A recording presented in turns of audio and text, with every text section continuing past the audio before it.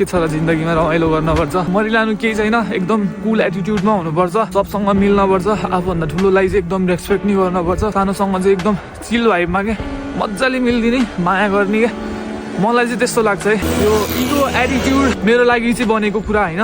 मसँग चाहिँ यस्तो कुराहरू चाहिँ छैन। म चाहिँ एकदमै जोसँग पनि मिल्ने खालको टाइपको मान्छे हो होइन।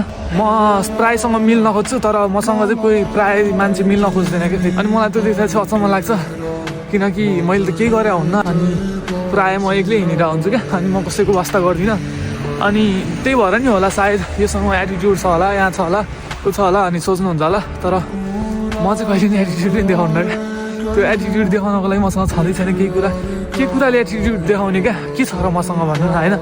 न थोप्रा छ, न केही ट्यालेन्ट छ, न केही छ होइन। के छ क्या एटिट्युड देखाउनु, केही छैन क्या। अनि मलाई चाहिँ हाँसो लाग्छ, अनि म देखाउँदा पनि सक्दिनँ। म देखाउँदा पनि देखाउने खालको मान्छे नै होइन क्या फर्स्ट त।